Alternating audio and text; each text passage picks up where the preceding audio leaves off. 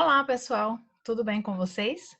Hoje a nossa videoaula será sobre os tipos de processo e a natureza das sentenças, ok? Sempre friso isso no início, sempre que eu citar alguma coisa durante a nossa aula, para que vocês deem uma olhadinha nas videoaulas que tem aqui no nosso canal, é de suma importância para a compreensão daquela videoaula que vocês estão assistindo, tá bom? E o assunto de processo, gente, é um assunto que ele segue uma ordem cronológica, ele segue todo um raciocínio. O que é que eu estou querendo dizer com isso?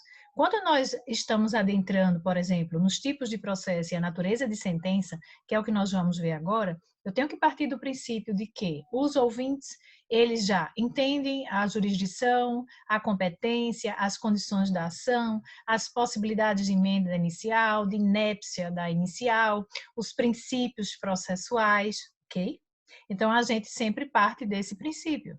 Então, caso alguns dos ouvintes tiverem dúvidas sobre assuntos já postados aqui no nosso canal, eu peço para que vocês revejam a aula, certo? E estejam sempre fazendo isso e criando os resumos próprios de vocês, como uma forma de vocês sempre juntarem uma videoaula com a outra, que nós vamos colocar aqui no canal, e assim vocês tenham todo um conteúdo lógico, sequencial. Então, adentrando nos tipos de processo, nós temos 3 tipos de processo. O processo de conhecimento, o processo de execução e o processo cautelar antecedente. Vamos lá, gente.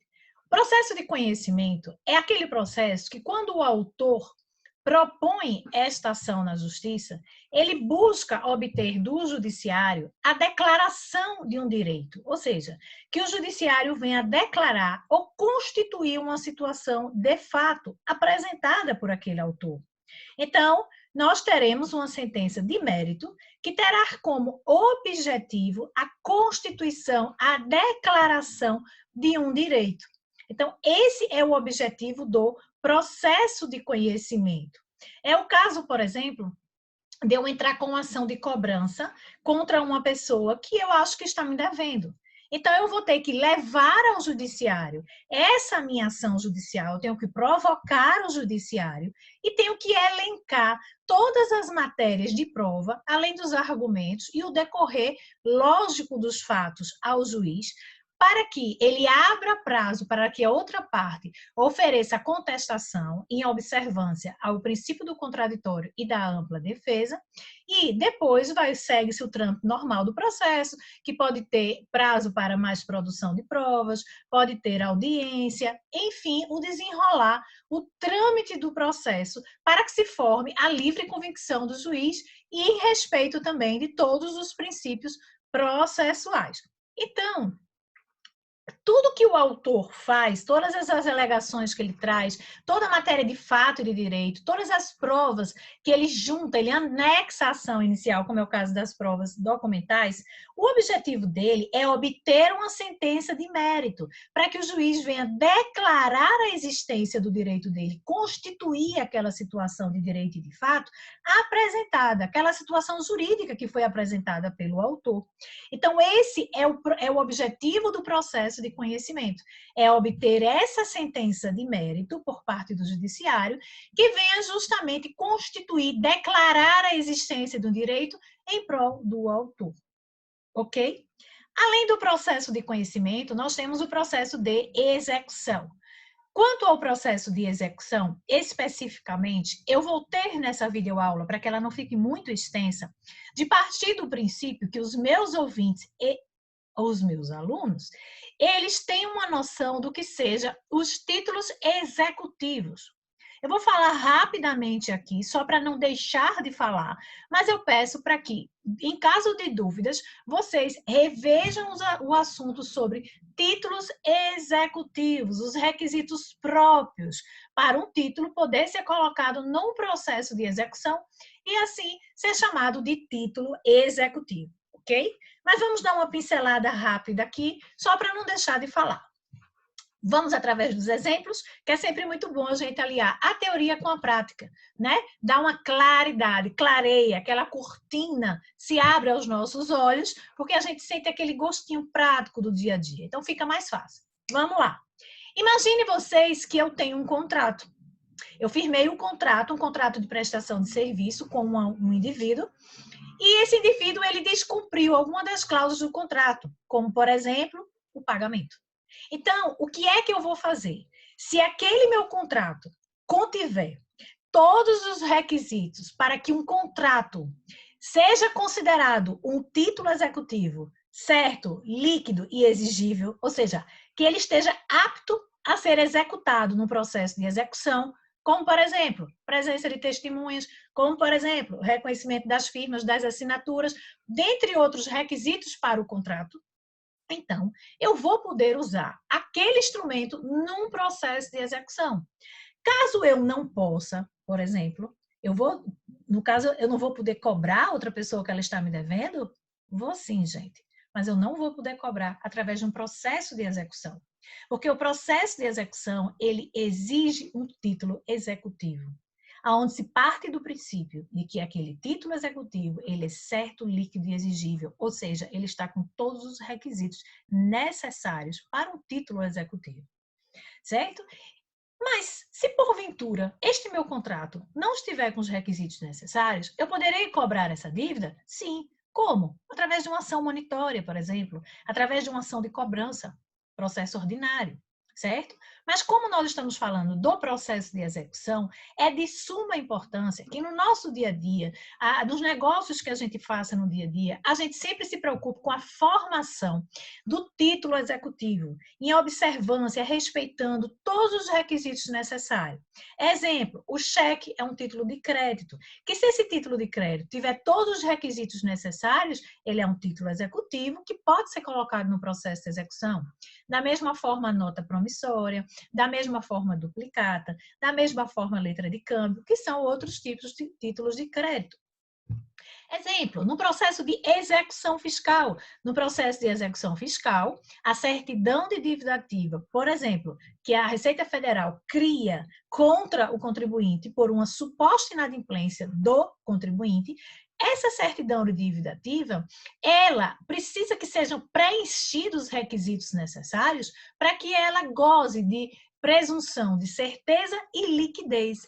E assim possa ser colocado como título executivo num processo de execução. Então, vejam só, o processo de execução é um processo que ele tem um rito especial. Só que a gente só vai poder cobrar alguma coisa no processo de execução se nós tivermos um título executivo. Então, nós temos que observar, por exemplo, os requisitos necessários do contrato, os requisitos necessários do título de crédito, certo? Para que eles possam ser utilizados como título de executivo no processo de execução. Aí vocês devem estar se perguntando, tá, e qual é a vantagem? Gente, a vantagem é que não precisa correr todo, ou seja, tramitar todo um processo de conhecimento. No processo de conhecimento, como eu já falei aqui para vocês, o objetivo, a gente espera que o judiciário venha constituir o nosso direito, de acordo com o que o autor está pedindo, com o que ele está alegando, com as situações de fato e direito apresentada, com as provas que são colocadas no processo. Então, o objetivo é que venha a ser constituído aquele direito em favor de quem alega, certo? Se eu já tenho o título executivo, que ele possui liquidez, certeza, validade, ou seja, ele goza dessas presunções, eu não preciso constituir nada. Porque eu já tenho o título executivo que prova a relação jurídica entre o autor e réu, no caso, entre exequente e executado.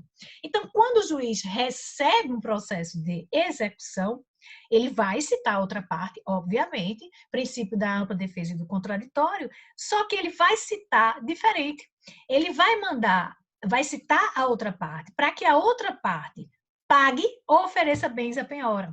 Percebam que ele já partiu do princípio de que se o autor, os requisitos para o título executivo estão preenchidos e aquele título executivo está claramente favorecendo ao autor, ou seja, alguém está devendo aquele autor, o juiz não vai ter que constituir nenhuma relação jurídica A relação jurídica já existe, ela está ali refletida no título executivo.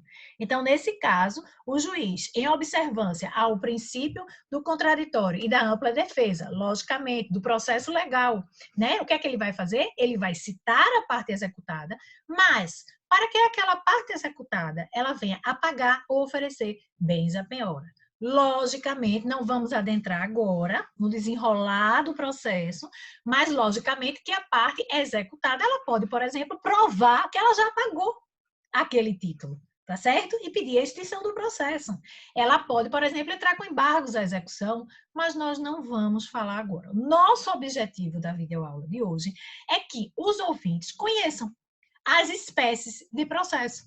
Então, nós temos o processo de conhecimento, o processo de execução e agora vamos falar da cautelar antecedente. Antes de adentrarmos na cautelar antecedente, eu gostaria de frisar que hoje que eu digo desde o Código de Processo Civil de 2015, nós temos as tutelas, tá? As tutelas de urgência, as tutelas provisórias de urgência, de emergência, né? Então, assim, não vamos confundir a cautelar antecedente com as tutelas. Da mesma forma, não vamos confundir a cautelar antecedente com a cautelar incidental. Vamos nos ater à cautelar antecedente, ou seja, ao processo de natureza cautelar, ao processo independente de natureza cautelar. Deixa eu tentar mostrar para vocês o que é essa independência. Quando a gente fala de uma cautelar incidental, o próprio nome está dizendo, é um pedido de urgência, um pedido cautelar, que se faz dentro de um processo que já está tramitando, por isso o nome incidental.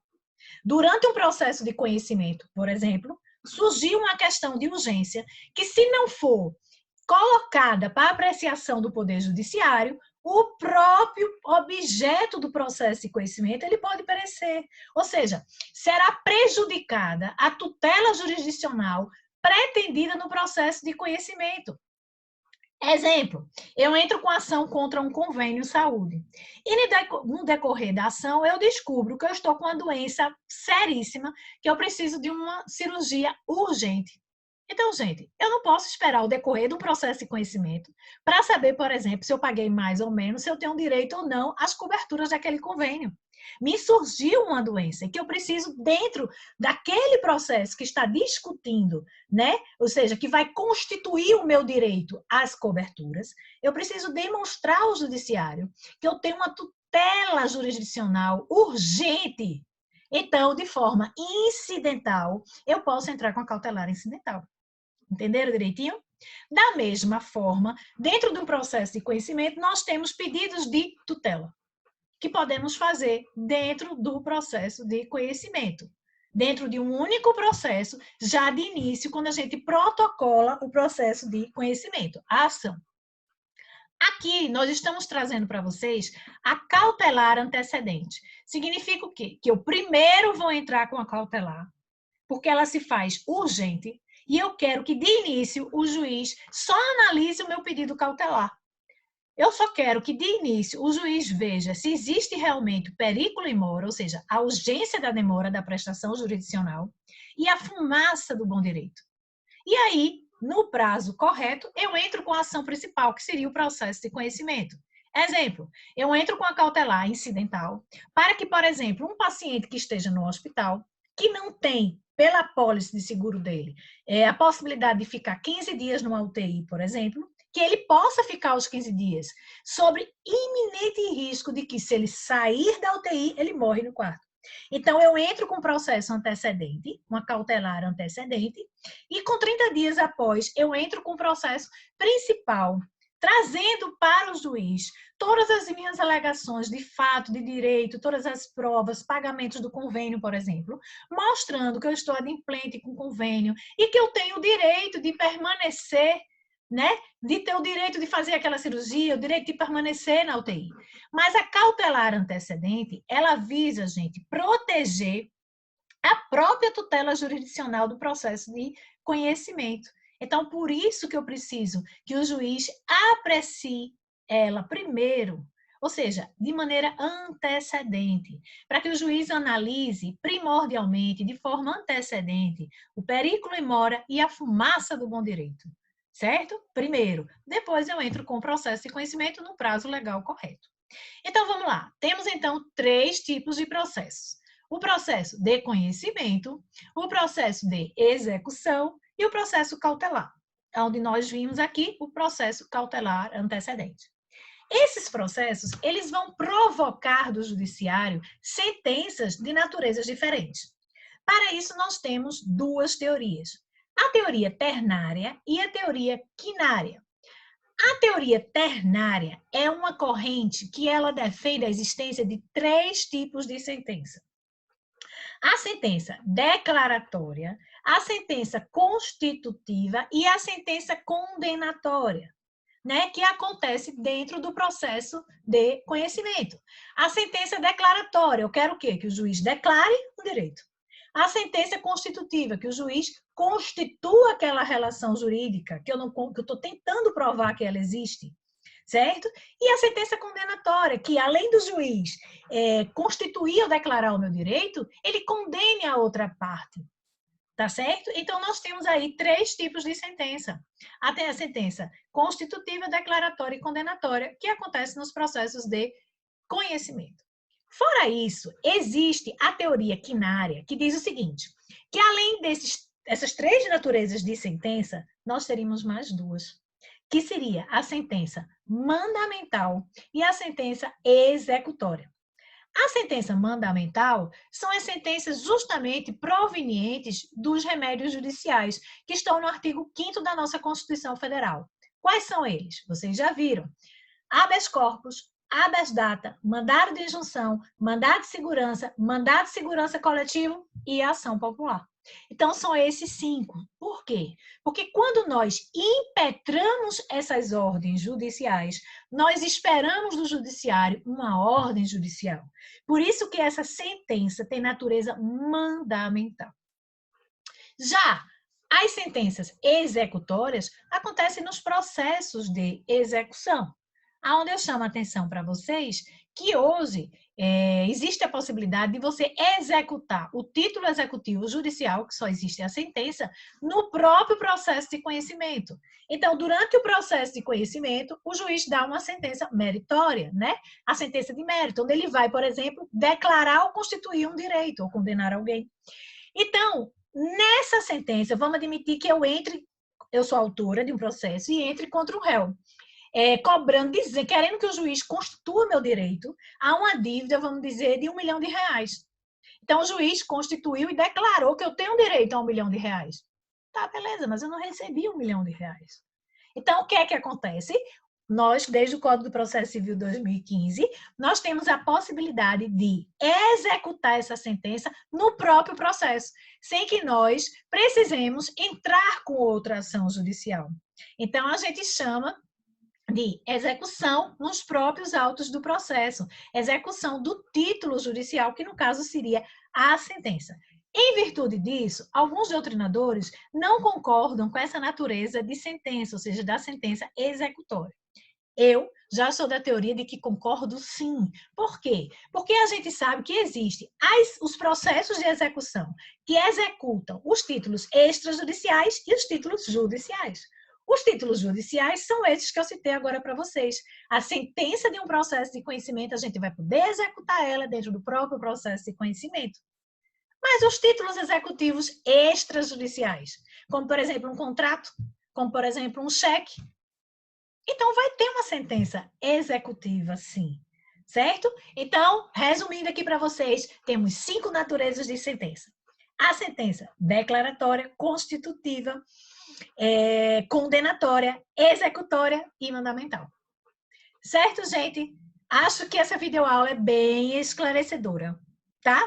E acho que vai ajudar muito vocês. Então, quem gostou, compartilha esse vídeo, compartilha muito, muito, muito, muito, certo? Indica para as pessoas, se inscreve aqui no nosso canal. Gente, muito importante, ativem as notificações para que vocês sejam sempre notificados das novas videoaulas nossas e deixem o like de vocês.